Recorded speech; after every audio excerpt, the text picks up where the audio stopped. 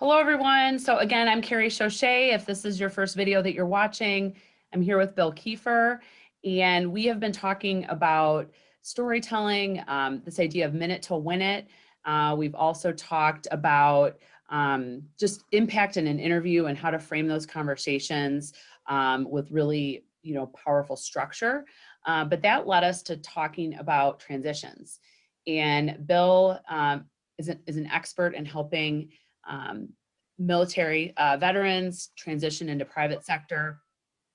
And I think this is a really important topic just broadly as people have been displaced in affected industries by COVID um, and just many changes in the economy that we've seen. So Bill, I guess when you're coaching somebody, whether military or non-military, on a transition, what is your advice? How do you go through that process of helping them to see their transferable skill sets? Yeah, no, glad to answer that. I actually use a six-step model that I've built over the years. And the first one, I ask, who are you and what do you bring into the party? Hmm. It's about self-awareness. What things are important to you and maybe what are some of your blind spots? What experiences do you bring? What capabilities do you bring? The Hmm. second step then is knowing all that. How do you define success professionally? And we all define it a little bit differently.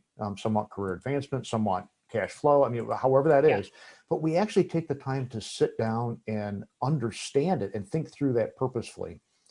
We then ask, what do you know about your transition environment? Now, most of my work is with the military, special operations in particular, but all of this applies to everybody.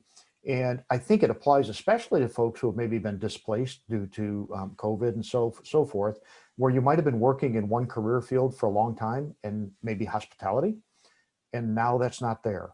So I said, what do you know about that transition field? What's out there?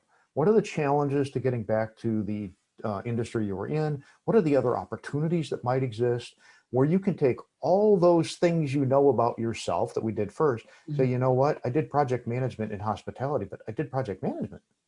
Maybe Right. I can. I did budget planning in the travel industry, but I did budget planning.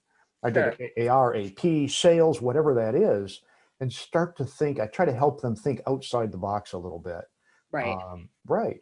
And then Right. from And there, what's interesting too is sometimes people are thinking about the activities they did, but they're not understanding, oh, well, that was an entire project. And I had to bring together these different pieces. I had to maintain a timeline. There were certain checkpoints along the way that we needed to make sure we were, meeting these milestones. And so helping them to understand, oh, well, that's project management. We can take that skill set and put it over here.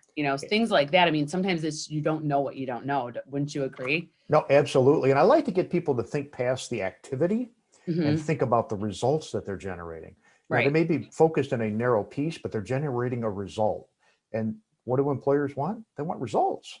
Right. So if you can take that activity and translate that mentally Hmm. into a, wait a minute, it's not just what I was doing, but I was getting this result or enabling that result, then we can start having a discussion about how that maybe fits in different jobs and different roles, different industries.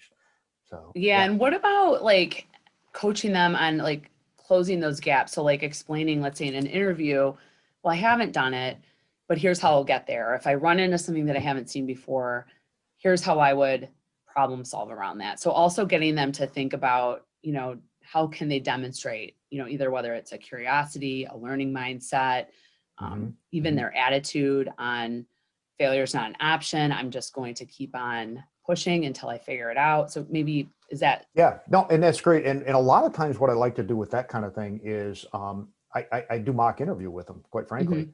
Mhm. Yeah. Um, and I use an ask answer model. I take all the expectations of the job description, the job posting, the job profile, whatever it is, and I actually document them down the left side. And then I pose questions for every one of those to them. I go, tell me about a time when you demonstrated resiliency in a tough environment. Right. And they go, well, I've never had to do that because my jobs were always easy. Nobody says that, but you know what I mean? Right. Bad Yeah. example. Yeah. Yeah. But as you start to probe and prep them, they go, wait, I have done that. I Right. really have done. I said, okay, great. So it's not that you didn't do it. You just didn't realize you did it in this context.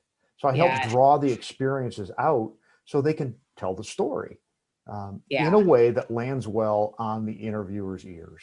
And that's a great point, because with some of these behavioral questions on the spot, it can be hard to come up with those scenarios. But if you've done some practice around these behavioral questions ahead of time, then you'll have more of those stories prepared. Mhm. And the stories that you prepared in your preparation might have had a slightly different initial context, but they can be applied to a different behavioral question. So it's really Absolutely. about writing those down and making sure that you're ready and thinking of them. Yeah, So you know, as I always like to tell, nobody likes to practice interview. Nobody likes to do that. I don't like to do yeah, it. yeah, Uh, but I always tell folks it's better to practice now and make your errors now than it yes, is when a job is on the line. right. Yeah, no, it's exactly right. So Yeah, that's great. So if people want to reach you, Bill, maybe you could just provide your contact information or the best way to get in touch. sure. And we'll No, make sure to put that at the end of this video, and so that people can reach out to find out more about your services. no, great. I appreciate that, Carrie. I live on LinkedIn. Yeah. It's William E. Bill Kieffer on LinkedIn.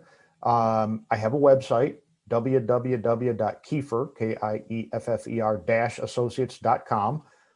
Email is bill@kieffer-associates.com. And if anybody actually wants to give me a call, I have my cell phone on me way more than I'd like, Yep. but 419-205-7072.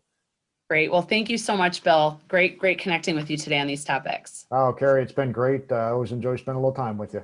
Thank you.